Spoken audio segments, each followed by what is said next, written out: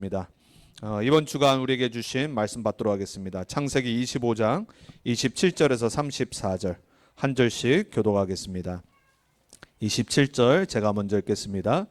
그 아이들이 장성함에 에서는 익숙한 사냥꾼이었으므로 들사람이 되고 야곱은 조용한 사람이었으므로 장막에 거주하니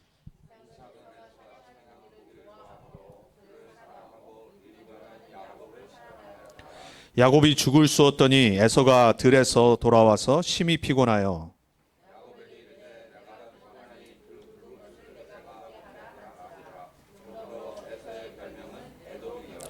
야곱이 이르되 형의 장자의 명분을 오늘 내게 팔라.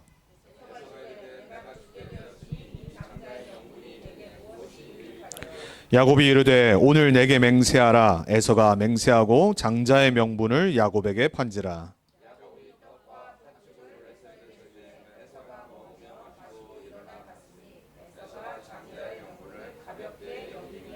아멘. 이번 주간 우리가 붙잡아야 될 언약의 말씀의 제목은 하나님의 것을 소중히 여기는 자와 하나님의 것을 소홀히 여기는 자입니다. 하나님의 것을 소홀히 여기는 자가 되지 않기를 주님의 이름으로 축복합니다.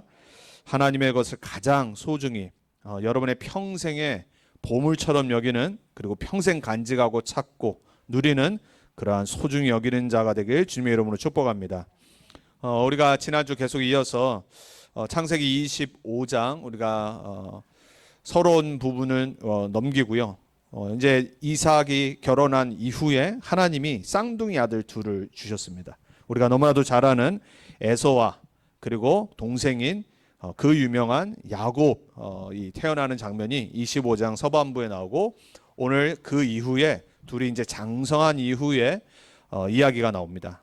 어떻게 보면은 성경 이 중에 가장 중요한 언약 중에 하나인 장자의 몫이라는 부분이 처음 자세하게 나오는 부분입니다. 장자라고 하면 첫째 아들이죠. 뭐 요즘은 이제 시대가 좀 많이 바뀌어서 지금 뭐 첫째건 둘째건 잘하는 자녀, 능력 있는 자녀에게 이제 돈이 많은 사람들은 자기 뭐 회사를 물려준다든지 자기 유산을 더 많이 주죠. 근데 지금도 뭐 많은 사람들이 첫째 하면은 왠지 남다른 그 마음이 부모가 있다란 말이에요. 여러분도 마찬가지겠죠. 왜냐하면은 처음 하나님이 우리에게 주신, 어떻게 보면 내 유전자를 갖고 태어난 나와 같은 자녀가 태어났는데 그게 둘째, 셋째랑 다르단 말이에요. 물론 사랑은 내리사랑이라고 그래가지고 막내를 더 사랑하죠. 근데 그거는 왜냐하면은 이제 첫째는 장성했으니까 막내는 또 어리니까 더 예쁘고 귀여우니까 더 사랑한다는 그런 표현을 한 거죠. 그럼에도 불구하고 전 세계 공통적인 게 뭐냐면요, 장자라는 게 있어요. 그러니까 어느 세상이든지요, 발전했건 안 했건 뭐 지금도 이렇게 여전히 이렇게 그런 트라이브에 묶여서 사는 낙후된 지역도 있잖아요. 여전히 첫째에 대한 그 유산, 그거는요 둘째, 셋째의 2배, 3배 되고요. 그 이유가 뭐냐면 첫째에게는 책임이 따라요. 그리고 첫째는 헌신을 더 많이 해요. 그리고 나중에 부모가 나이가 들고 힘이 없어지면 부양을 해야 되는 그런 의무가 왠지 모르게 그냥 자연적으로 있어요. 그래서 죽을 때, 유산을 물려줄 때 부모가 장자에게는 더 많은 몫을 줘요. 이 당시도 당연히 그랬고요. 그리고 이삭이 그거를 분명히 알고 있었고, 또 더 중요한 거 뭐냐면 하나님이 야곱과 에서에게 주신 언약을 갖고 있었어요. 근데 희한하게 우리가 읽지 않았지만 요 서론에 보면은 25장 서론에 보면 하나님이 이 두 쌍둥이가 이 리브가의 배 안에서 막 싸우는 거예요. 그러니까 이제 리브가 엄마가 그걸 느꼈겠죠. 너무 막 이 뱃속에서 이 그냥 편안해야 되는데 두 쌍둥이가 막 싸우는 느낌을 계속 가진 거예요. 그래서 야곱이 하나님께 아뢰는 겁니다. 그거였어요. 하나님 어떻게 해야 됩니까? 태어나지도 않았는데 벌써 막 이 몸속에서 싸우는 게 느껴지는데 어떻게 해야 됩니까? 그때 하나님이 에서와 야곱의 인생의 언약을 주십니다. 뭐라고 말씀하셨냐? 작은 자가 큰 자가 작은 자를 섬길 것이라 그랬어요. 그럼 무슨 말이죠? 동생이 더 커진단 말이에요. 근데 나오니까 에서가 나오고 야곱이 에서의 발꿈치를 잡고 나왔어요. 그러니까 야곱이 동생이잖아요. 그러면은 아버지였던 이삭, 그리고 그것을 분명히 자기 아내인 리브가와 얘기를 했겠죠. 하나님이 이렇게 약속을 주셨는데 첫째가 아니라 둘째 야곱이 더 큰 자가 되고 첫째는 오히려 노예처럼 살 거라고 말을. 서로 얘기하면 얼마나 좀 마음도 아팠고, 그리고 그렇지만 하나님 주신 약속인데 붙잡고 기억하고 있었을 거 아니에요. 근데 장성했는데 성경 뭐라고 말하냐면, 이 평상시 이삭은 여전히 첫째인 에서를 사랑했어요. 근데 그 이유가 희한해요. 육신적인 딱 하나 이유라고 성경 뭐라고 그러냐면, 에서는 헌터였어요. 사냥꾼. 그러니까 남자다웠어요. 막 털도 많고. 그러니까 에서가 잡아온 고기를 이삭이 좋아했더라 그랬어요. 육신적인 이유로 첫째를 더 좋아한 거예요. 그리고 뭐 남자다우니까 더 좋았겠죠. 보통 아버지들은 막 아들한테 많이 끌리잖아요. 저는 하나님이 아들을 안 주셔서 그렇지, 아들이 있었으면 참 많은 뭐 스포츠도 하고 막 뒹굴고 막 그런 생각을 가끔 해요. 그래서 제가 둘째인 우리 예의가 저를 좀 닮아서 좀 스포츠를 좋아해서 같이 막 어렸을 때 그런 것도 많이 했거든요. 그러니까 이 장자인 에서를 더 좋아했는데 그 이유가 육신적인 이유. 근데 또 리브가는요, 희한하게 동생인 야곱을 좋아했다고 성경 기록하고 있어요. 그 이유가 뭐냐? 성향이 비슷해. 그러니까는 야곱은 어땠냐? 조용했더라 그랬어요. 엄마들이 보통 여성분들이 막 남자 막 괴팍한 거 이런 거 별로 안 좋아하죠. 근데 딱 야곱이 보니까 나랑 얘기도 되고 그죠? 엄마들 보면 딸들과 얘기하지 아들들은 크면 클수록 말이 없잖아요. 재미도 없고 막 밖으로 돌고. 근데 야곱이 딱 엄마와 함께하는 걸 너무 좋아했어요. 즉 마마보이였던 거예요. 그러니까 더더욱 마마보이로 키운 거예요. 두 부모가 둘 다를 좀 다르게 좋아한 거예요. 근데 둘 다 특징이 뭐냐? 언약 중심이 아니었던 거예요. 그러니까 하나님이 약속한 대로 마음에 딱 언약을 붙잡고, 내가 비록 에서를 좋아해도 하나님은 야곱을 축복한다고 약속하셨기 때문에 야곱에게 계속 언약을 더 심었어야 돼요. 그리고 리브가는요, 오히려 에서가 언약의 대열 속에 있는 게 아니기 때문에 더 사랑하고 신경 쓰고 영적인 사람으로 크도록 도와줬어야 돼요. 근데 둘 다 자기 성향 따라만 좋아했던 거예요. 언약을 놓쳐버리고. 그 결과 어떻게 됐냐? 오늘 본문에 야곱이요, 이 언약을 들었을 거 아니에요. 엄마로부터. 이 리브가가요, 하여튼 인본주의를 잘 쓰는 엄마였어요. 그게 어디서 나오냐? 야곱의 인생을 통해 반영이 돼요. 야곱이 왜 그 장자의 몫을 빼앗으려고 그 타이밍을 딱 보고 형한테, 평상시 형이 어떤 사람인지 아니까 배고플 때 이거를 자기한테 팔라고 말을 했겠어요. 평상시 엄마한테 들었던 거. 너가 이거 뺏어야 된다. 아니 가만히 있어도 야곱이 하나님의 축복받을 건데 그거를 전달한 게 아니라 어떻게 해서든 장자의 목 저거 형한테 뺏어야 된다. 가르쳤을 거 아니에요. 세뇌시킨 거예요. 그러니까 이게 전달돼서 각인이 딱 된 거예요. 인본주의 각인.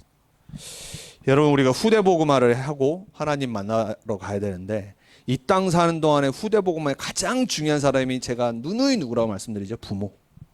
부모의 영적 상태가 고스란히 두 자녀에게 전달된 거예요. 그러니까 이삭은 첫째가 크지 않아도 첫째에게 언약을 전달해야 되는데 전달 안 한 겁니다. 실컷 고기만 먹은 거예요. 고기만 잡숴 드시고 언약은 잊어버리고. 이런 부모님 안 되길 축복합니다. 여러분, 정말로요, 영적인 게 무뎌지고 약한 자녀일수록요, 부모가요 정신을 차리고 아이가 복음 흐름 속으로 들어갈 수 있도록 결단하고 기도 배경돼야 돼요. 안 그러면 에서처럼 된다니까요. 에서의 후손 자체가 멸망으로 완전히 갔어요. 계속해서 언약을 반대하고 복음을 반대하고 하나님의 백성을 힘들게 만들고, 그게 에서의 후손인 에돔 족속이었어. 성경에 나오는 에돔 족속 중에 누가 있냐? 고라 자손이 있어요. 고라 자손 들어보셨죠? 모세를 반역해 가지고 하나님이 땅을 갈라 가지고 그 자손들을 다 장사시켜 버렸어요. 영적일 때 가장 중요한 흐름 때 반대하는 자손들이 바로 에서의 자손들이었어요. 언약을 저버리니까, 부모의 상태가 언약을 각인 안 시키니까 후손들이 망한다니까요. 그래서 렘넌트 운동 후대 복음화의 가장 중요한 사람은 부모인 나다. 이번 주 다시 또 딱 붙잡아야 돼요. 이 장면을 보면서. 자, 그래서 저와 여러분들이 오늘 우리가 뭐 첫째, 둘째 이게 중요한 게 아닙니다. 우리 모든 자녀들 렘넌트들에게 다시 한번 복음 이 언약만 전달하고 각인해야 돼요. 그러려면 내가 그 영적 상태가 돼야 돼요. 이 이삭 같이 육신적인 것만 좋아하는 아버님 없기를 축복합니다. 리브가처럼 인본주의 쓰고 머리 쓰고 내가 자꾸 뭔가를 하려고 하는 어머니들은 안 되길 축복합니다. 자, 그래서 첫 번째, 에서와 야곱의 평상시 영적 상태가 너무 중요하다. 그거는 부모에게 배우는 겁니다. 그래서 부모가 기도하는 사람이면요, 자녀들이 봅니다. 부모가 복음을 누리는, 복음을 전하는 전도자라는 것을 자녀가 알면요, 어느 날 자녀도 그 속으로 들어옵니다. 그래서 렘넌트 운동의 복음화의 가장 중요한 사람이 바로 저와 여러분 부모입니다. 자, 오로지 육신의 삶을 살았던 에서, 아까 말씀드렸죠. 남자다워야죠. 남자가 여성스러우면 되겠습니까? 헌터, 괴팍한 일 해야죠. 그리고 남자는 원래 그렇게 밖에 나가서 일하고 막 뭔가를 찾고 이런 존재로 하나님 만드셨어요. 근데요, 남자다워지기만 하면 안 돼요. 언약 안에서 남자다워야 돼요. 언약 안에서 책임을 지고, 언약 안에서 리더가 되고, 언약 안에서 육신적인 모든 걸 성실히 바르게 하면서 가장 영적인 사람이 되면 돼요. 근데 에서는 그게 안 됐던 거예요. 저는 축복합니다. 저는요, 사실 여자 랩런트들과는 조금 잘 안 맞아요. 왜냐면 제가 남자다운 거 되게 좋아해서 그래요. 그래서 저는 남자 랩런트들하고 좀 잘 맞거든요. 근데요, 그 기준이 뭐가 돼야 되냐면요, 복음과 언약이 돼야 돼요. 아니, 너무 남자가 여자다워지고 여자가 너무 남자다워지고 이거 사실 조금 안 좋은 거거든요.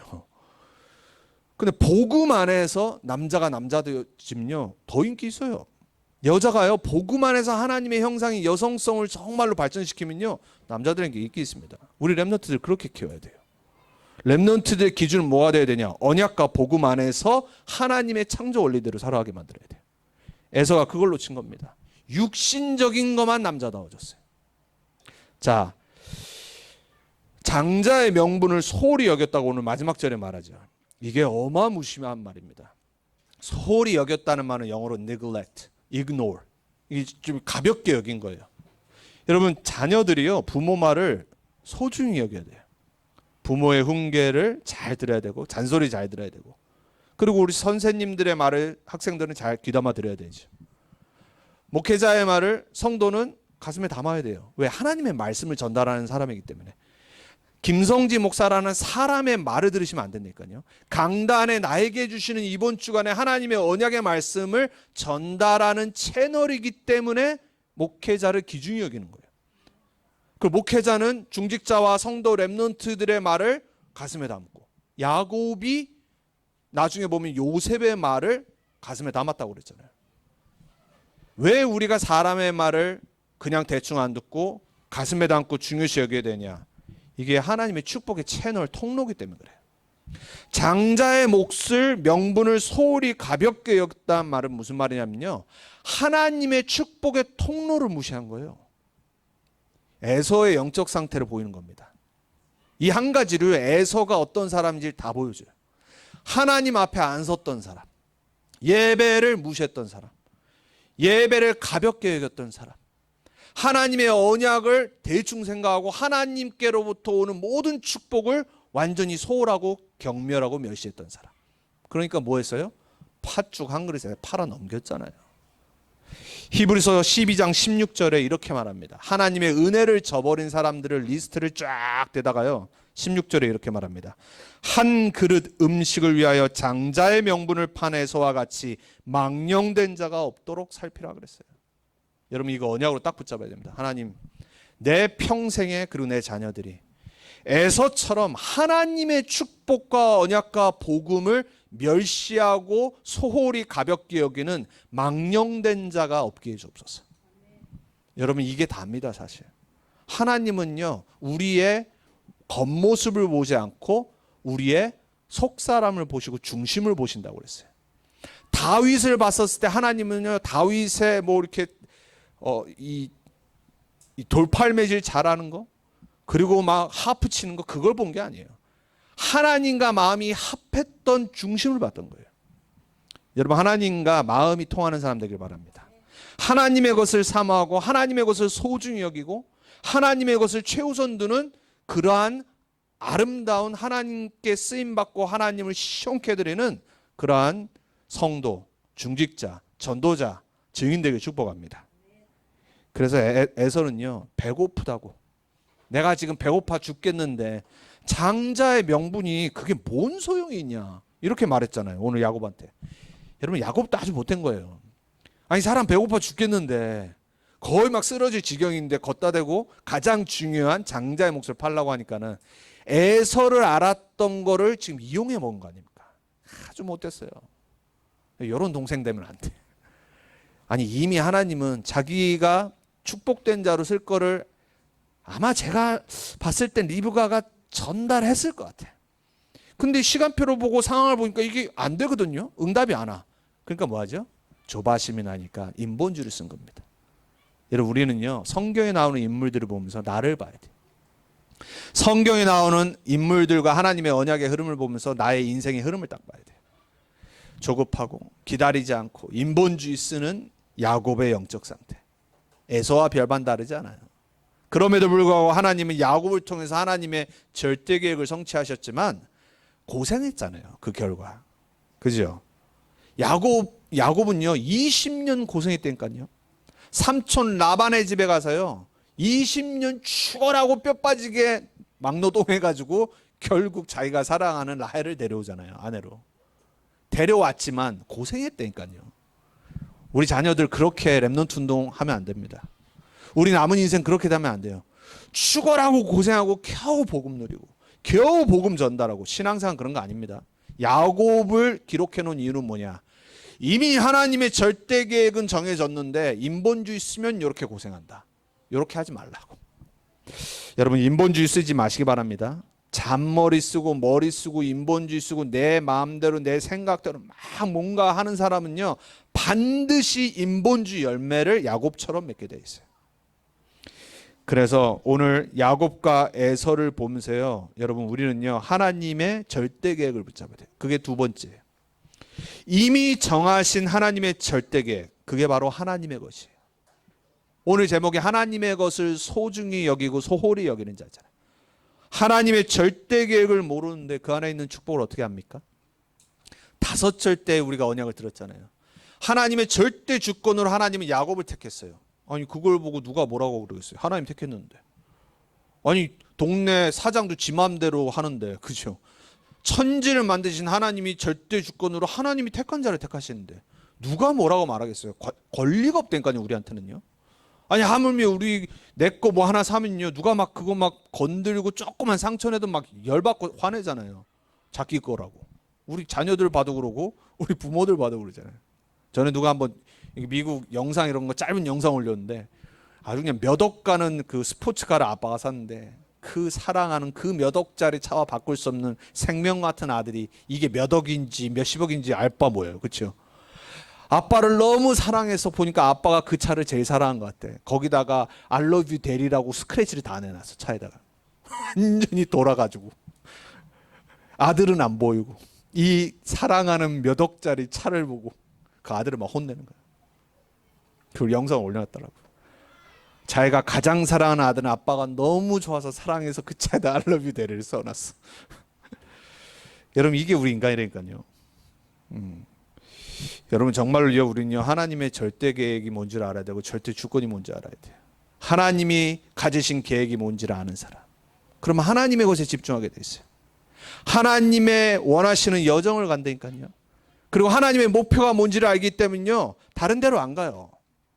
그러면 어떻게 돼요? 하나님이 원하시는 참된 절대 응답이 오게 돼 있어요.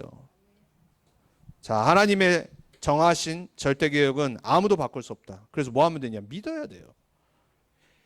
이삭과 리브가가요 믿고 기다렸으면 돼요. 그러면 야곱도 고생 안 해요.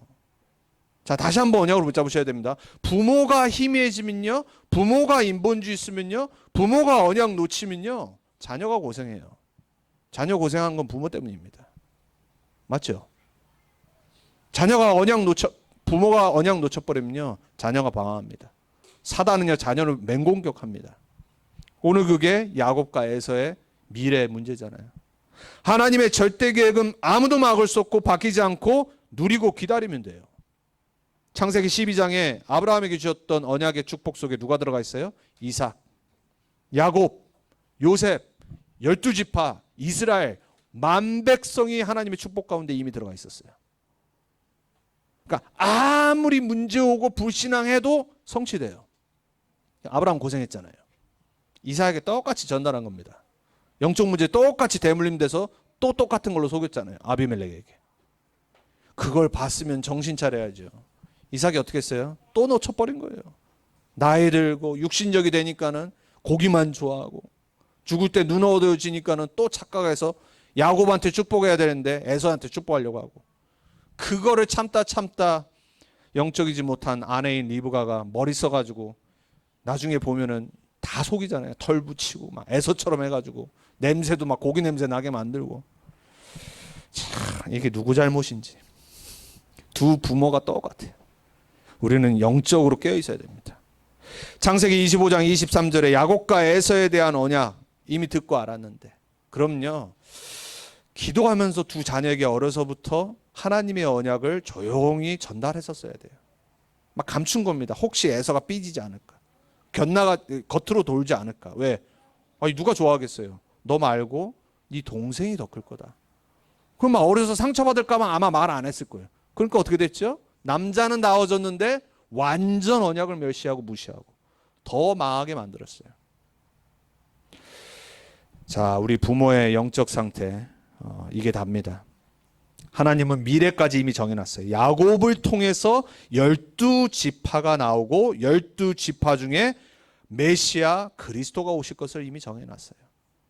이것까지는 못 받겠죠. 하지만 분명히 창세기 12장의 조상이었던 아브라함에게 주셨던 복의 근원으로 부름받았다는 것은 분명히 알고 있었어요. 그리고 세계복음화 만민이 복을 받을 거라는 것도 분명히 알고 있었어요. 어마어마한 축복의 주역들인 걸 알고 그 흐름이 누구를 통해서 흘러간다고요? 야곱. 다 하나님이 정해놨는데 아무도 못 바꾸는데 내 시간표에 응답이 안 오니까 우리는 조급해서 인본주의를 쓰는 거예요. 우리는 에서와 야곱을 보면서 우리 자녀들을 봐야 됩니다.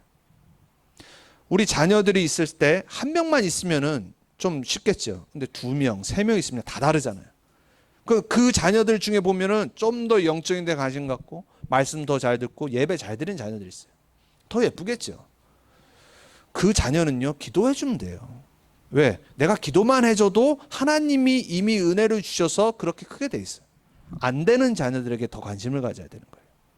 그래야지 두 자녀들이 서로 싸우질 않아요. 자, 부모의 언약도 붙잡아야 되고 우리 자녀들은 하나님이 나에게 주신 것에만 관심 가져야 돼. 그걸 알아야 돼. 나를 만드신 하나님의 계획, 나에게 주신 것, 나에게 주신 현장, 여기에 집중하면요, 하나님은 우리를 만드신 계획과 하나님의 준비대로 사용하시는 거예요. 그러면 질투 안 해도 돼요. 아니, 어떻게 모든 자녀가 다 성공하고 다 잘되고 이러겠어요. 그렇지만 중요한 건 뭐냐, 복음 안에 있으면 반드시 둘 다 증인으로 서. 복음을 저버리고 언약을 놓쳐버리고 전달을 못하니까 아까 말씀드린 대로 에서의 후손들은 에돔 족속이 돼서 평생 이스라엘 12지파를 공격해요. 망할 족속이 된 거예요. 망할 후손들이 된 것. 그 후손들의 마지막 후손이 누구였냐? 유대인과 에돔 자손의 혼혈로 난 헤롯 대왕이었어요. 예수님 당시 세례 요한을 못 뺐던. 그리고 그 후손들이 망할 46년 동안 걸친 성전을 세우잖아요. 헤롯 대성전. 무슨 말이죠? 완전 종교 자손의 후손이 돼버린 거예요. 사단의 쓰임받는 가문이 돼버린 거예요. 에서의 후손은요, 1세기 때 사라져버립니다. 지구 역사에서. 1세기 때 사라져버려요. 없어요 지금.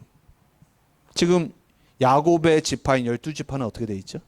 전 세계를 장악해버렸어요. 물론 그들도 지금 복음은 없지만 그 중에 남은 자들이 있다란 말이에요.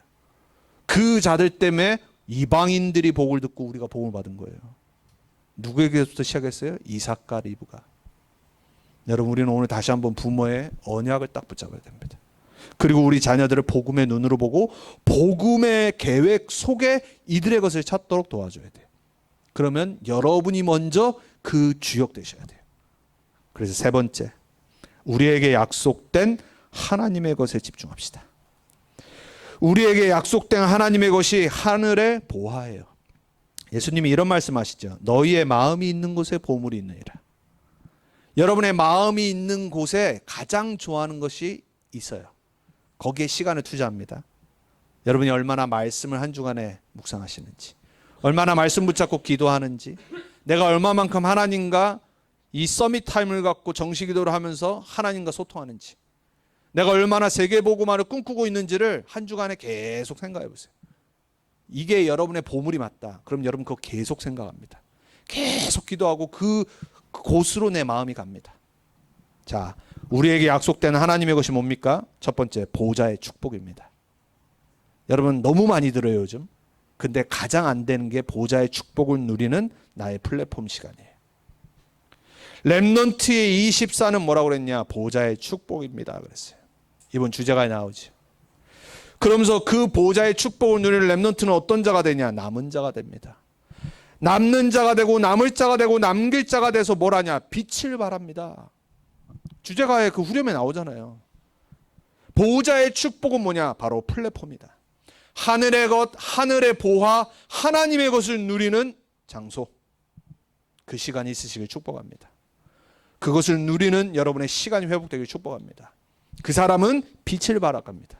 그 사람이 남은 자 렘넌트예요. 그 사람이 남는 자고 남을 자고 남길 자 렘넌트입니다. 그러면 두 번째 우리에게 주신 하나님의 것이 뭐냐? 시공간 초월의 축복입니다. 뭐죠? 파수꾼, 파수망대를 세우는 사람입니다. 시공간 초월의 축복은 딱 두 가지로 나타납니다. 성령의 역사와 기도. 두 가지밖에 없어요. 여러분이 말씀 붙잡고 기도할 때 성령께서 시공간을 초월하셔서 역사하시는 거예요. 여러분이 정말 예수 그리스도의 이름으로 기도할 때 흑암이 무너지고 시공간을 초월해서 하나님의 응답이 시작되는 거예요. 다니엘서 6장 10절에 뭐라고 그러죠? 너가 그 날로 마음에 하나님께 기도하고 작정한 그날부터 천사가 역사하기 시작했다고 했어요. 여러분이 마음에 결단하고 복음을 누리고 내가 정말로 이 시대의 플랫폼과 파수망대를 세울, 그리고 안테나를 세워 전 세계에 복음을 전할 전도자 가문의 시조가 되겠다. 그 결단을 진짜 한 날부터 하나님은 일을 하기 시작하는 겁니다. 그 파수망대를 세워서 뭘 하는 거죠? 흑암을 무너뜨리는 겁니다. 그리고 뭘 하는 거냐? 시공간 초월의 축복을 현장에 전달하는 거예요. 그래서 현장 살릴 순례자로 불렀다고 렘넌트 24 주제가에 나옵니다. 순례자는 뭐 하는 사람이냐? 시공간의 초월의 축복을 누리는 렘넌트다. 순례자, 기도의 능력과 성령의 역사를 체험하는 자다. 그 사람만이 현장 살릴 수 있다. 왜냐? 이 세상은 이미 사단의 힘을 빌려서 초월 명상 속으로 들어가는 수많은 3단체 사람들이 영적인 일들을 계속해서 작품으로 만들어내고 있어요. 거기에 어떻게 우리 렘넌트가 이기겠어요? 우리 렘넌트가 이기는 방법 딱 한 가지입니다. 남은 자 렘넌트의 언약 붙잡고 플랫폼을 세우고 파수망대를 세워 보좌의 축복과 시공간의 초월의 축복을 누리는 거예요. 그 사람은 반드시 어떻게 되냐? 237 빛의 축복의 증인으로 섭니다. 그래서 흑암을 이기고 237을 살릴 정복자로 서게 돼 있어요. 이 세 가지를요, 이번 렘넌트 대회 주제가 렘넌트 24의 후렴구의 유목사님이 가사를 그렇게 쓰셨어요. 잘 묵상해 보세요. 기도 안 되시는 분은요, 조용히 눈을 감고요. 제가 요즘 우리 주제가 그 앨범에 있는 음질이 좋은 거를 올려놨잖아요. 오늘도 아침에 2개 올렸고요. 그냥 틀어놓고요, 가사에 한번 집중해 보세요. 기도가 안 되시는 분들은. 나 기도 어떻게 해야 될지 모른다. 찬양의 가사를 잘 묵상하면 돼요. 거기에 언약이 있고요. 기도예요, 기도. 찬양 자체가. 그럼요, 나도 모르게 내 영혼에 그 찬양의 언약의 가사들이 뿌리내리기 시작해요. 기도가 안 되시는 분은 그렇게 하면 돼요. 그리고 기도가 잘 되는 사람도요, 처음에는 찬양을 틀어놓고 묵상하는 게 좋아요. 그래서 옛날 구약 때 보면요, 다윗 포함해서 다윗이 성가대를 만들고 뭐 했냐? 시편을 써서 성가대가 찬양하도록 만들었어요. 자기의 신앙 고백을. 여러분, 전도자들의 신앙 고백, 그리고 우리 믿음의 이 렘넌트 운동의 주역들의 이 신앙 고백의 찬양들을 잘 묵상해 보면요, 지금 나오는 하나님의 메시지의 흐름이 다 담겨 있잖아요.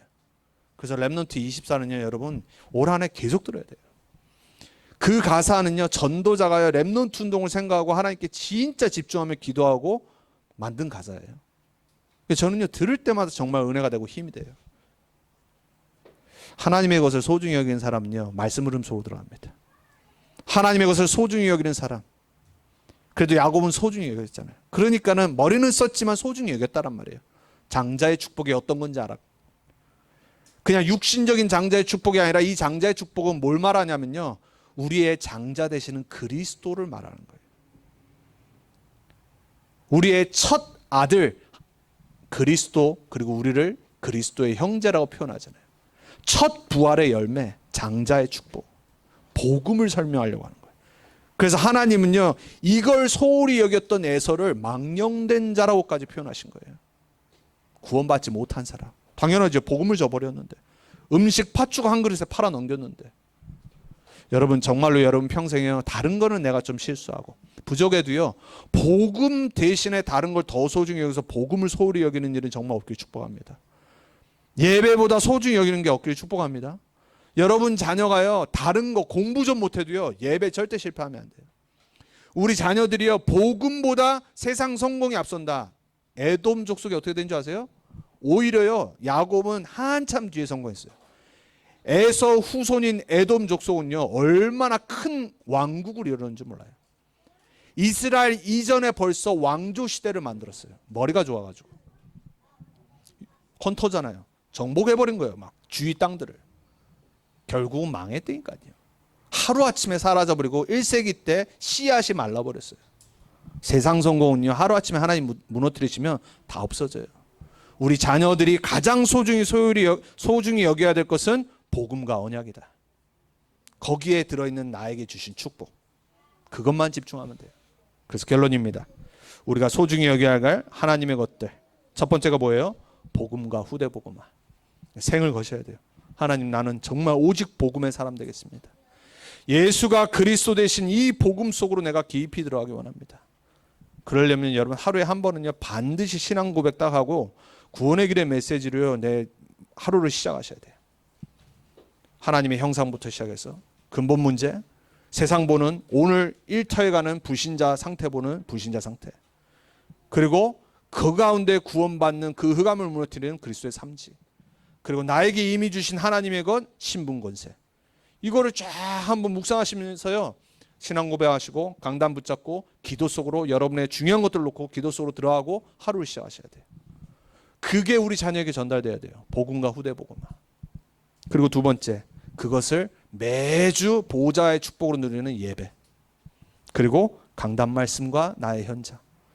강단 말씀을 여러분 육신의 말로 설교로 들으면요, 이제 기존교회로 또 돌아가는 겁니다. 그냥 설교로 듣는 거예요. 아, 좋은 말씀.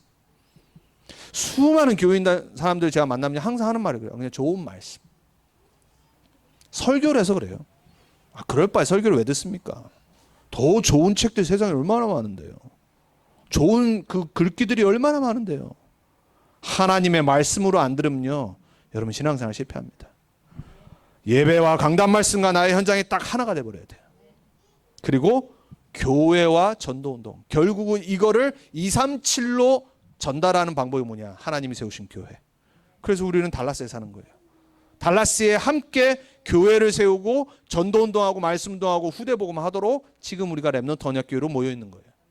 그리고 렘넌트 언약교회에 묶이지 않고 우리는 세계복음화 전도운동 속으로 딱 들어가야 돼요. 여러분에게 이번 한 주간 부모는 부모로서 다시 한번 언약을 붙잡고 자녀는 자녀로서 내가 진짜 조급하지 않고 하나님이 이미 나에게 주신 언약을 내가 딱 붙잡겠다. 그리고 기도를 회복해야 돼. 우리 렘넌트들은. 우리가 매주 폐회송으로 주여 나의 삶 속에를 듣습니다. 저는 이 찬양을 들으면서 여러분 아마 매주 들으니까 또 똑같은 거로 생각하실 거잖아요. 이 가사를요, 유 목사님께서 가장 힘들 때 쓰셨어요. 전에 한번 그 고백을 하시더라고요. 되게 많은 일들, 어려운 일들이 개인적으로 일어났던 시기였어요. 그때 조용히 바다로 들어가서 또 렘넌트 대회 때 주제가를 써야 되지만 진짜 깊이 묵상하고 쓰신 가사예요. 저는 이 가사를 보면요, 전도자의 중심이 진짜 와닿아요. 그리고 저는 정말 하나님 앞에 찬양할 때 하나님, 이게 내 고백이 되길 소원합니다. 첫 절은 뭐죠? 나와 하나님과의 관계예요. 주여 나의 삶 속에 임마누엘 누리게 하소서. 매일 하나님과 함께하는 게 다란 말이에요. 나의 생각, 나의 작은 일 하나님 것이 되게 하소서. 우리는 나의 작은 일, 나의 생각 다 내 것이 되잖아요. 주여 나의 일생이 제자의 길에 있게 하소서. 교인이 아니라, 종교생활이 아니라 변하지 않는 제자의 길에 서 있게 해주옵소서. 나의 과거, 나의 오늘, 미래를 드립니다. 2절은 뭐죠? 우리 후손에 대한 기도예요. 주여 나의 후손이 선교 속에 있게 하소서. 열방 중에 제자들과 손 높이 들고 찬양합니다. 우리 제자들이 선교 속에 있으면 다죠. 내가 죽은 이후에도 237 치유 서밋의 주역으로 전도운동, 선교운동에, 렘넌트운동에 우리 자녀들이 있다. 우린 다 한 겁니다. 그런 자녀가 되기를 기도하시길 축복합니다. 그래서 우리는 응답을 넘어서 하나님의 소원을 붙잡아야 돼요. 일을 넘어서 하나님의 계획을 붙잡아야 돼요. 축복을 넘어서 하나님의 언약을 붙잡고 인간 사랑이 아니라 하나님의 사랑을 붙잡아야 돼요. 이게 하나님의 것을 소중히 여기는 자의 고백이에요. 폐회성을 매주 부르시면서 여러분의 신앙 고백이 남은 인생이 보여지길 축복합니다. 하나님의 것을 소중히 여기는 자의 고백. 그래서 이번 주 부탁드릴게요. 기도가 잘 안 되시면요, 찬양을 틀어놓으시고 그 고백과 그 가사가 나의 것이 되도록 마지막에 하나님, 이 고백이 내 것이 되길 원합니다. 그게 기도입니다. 여러분에게 이번 한 주간 정말로 하나님이 약속하신 하나님의 것을 소중히 여기는 자의 축복이 회복되길 주님의 이름으로 축복드립니다. 기도하겠습니다. 살아계신 하나님 감사합니다. 하나님의 언약의 백성들, 그리스도 예수로 구원받은 하나님의 자녀들, 그리스도 예수를 주로 고백하고 영접해서 하나님 자녀의 신분과 권세를 이미 받은 하나님의 자녀들의 고백을 들어 주옵소서.